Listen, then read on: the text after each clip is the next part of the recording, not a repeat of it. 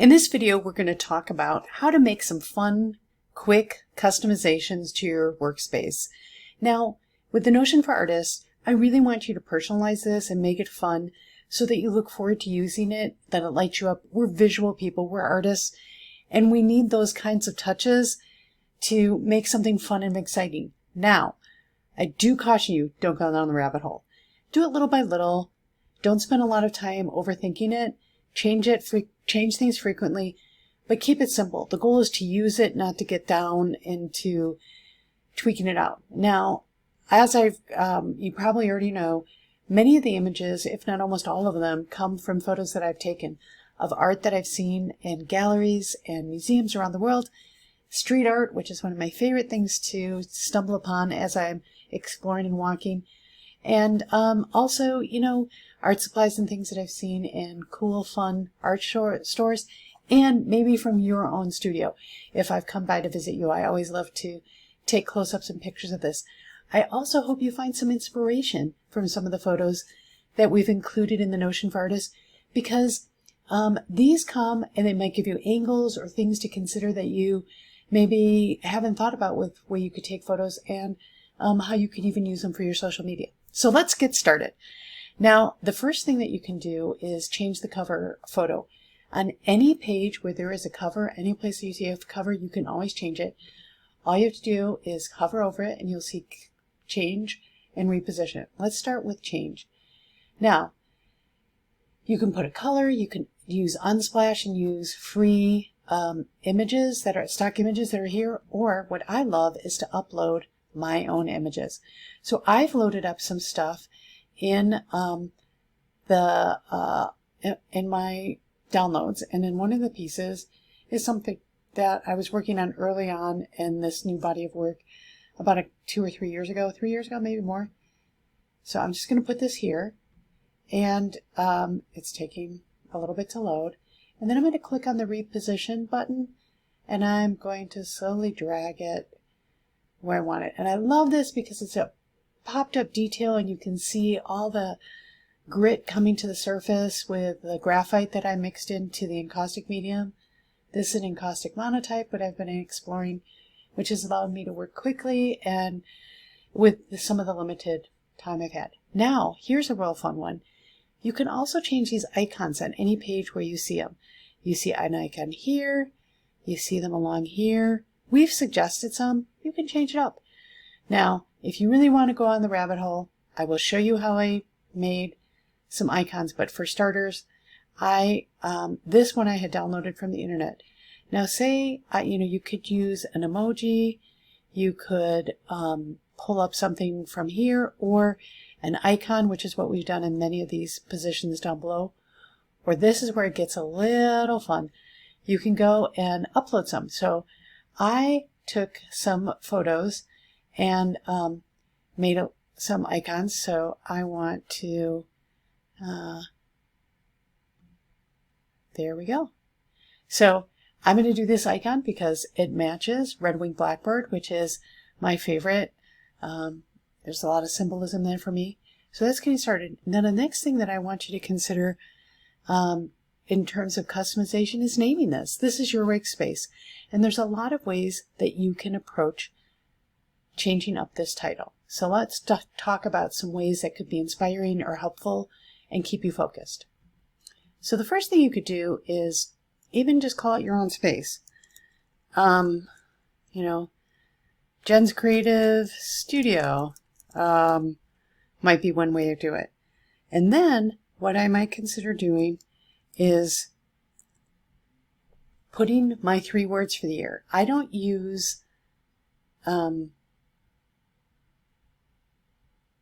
annual goals or things like that. Instead, what I do is I don't set New Year's resolution, or I'm sorry, I should say I don't do New Year's resolutions. What I do is 3 words that act as guideposts. So my words this year are merge, and I'm going to just put a upward thing, integrate, and flourish.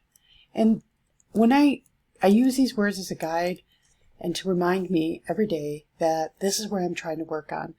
I'm emerging after a long place, and these words mean and different things, could be different things, but they're meaningful to me. Now, the other fun thing that I could do is go ahead and take a quote, and I have a quote database that I use for different things where I want to keep, and I'm going to put this here, and I might highlight that. So one of the things you can do, I just cut it and paste. So I started up here. If you hit return, anytime you hit return, it creates a space underneath where you're at. I'm going to just highlight this text, and then it'll pop up some basic editing and functionality. So I could make this italics, which I want to do. I can also click on here and change text color. I could even put a background color around this so that it stands out that way.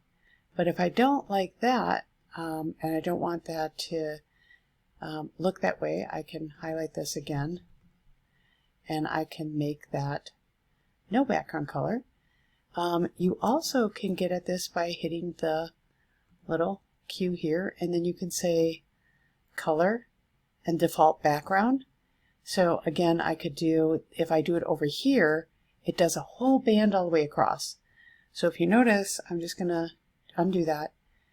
If I come at the color over here with the little 6 dice kind of domino looking thing, and I turn to color and I choose background, it's going to take the line all the way across the page. If I had 2 columns set up, it would only be half the page or wherever it is. And now I could also change the text right here. Okay, however, if I highlight the text, oops, and it goes over, and I get these things, and I do the background color, it's only more like, it'll look more like I just highlighted it.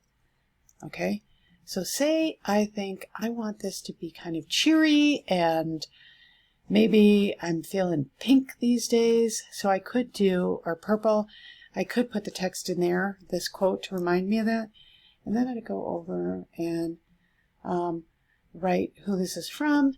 And so Robert Murray.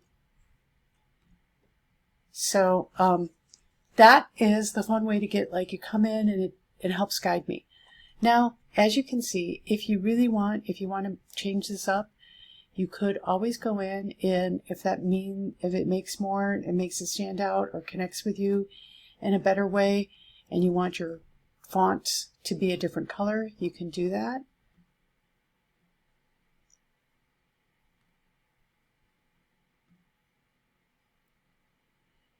You also can go up here and change your font. So if you want sans serif, you can do that.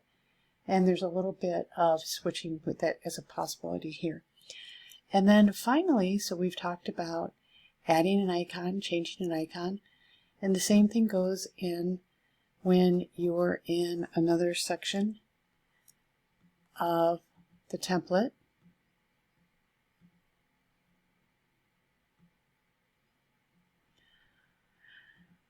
So say I wanted to do this, I could again click on it, upload an item. Maybe I want to upload this one. This was another item that another bird that I saw that was really quite compelling in Berlin. It's a fog crow. And so I might want to put that in there because it was something very compelling and again ties to my body of work. So these are some basic beginning introductions to how you can start customizing.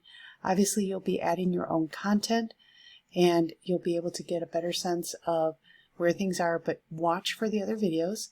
And we want you to remember that the goal is not to go crazy and in the weeds, but to slowly lean into using this little by little. Please go over to the Notion for Artists community and go in the news section if you have any questions or want to ask more things or make requests for other tutorial videos. Thank you.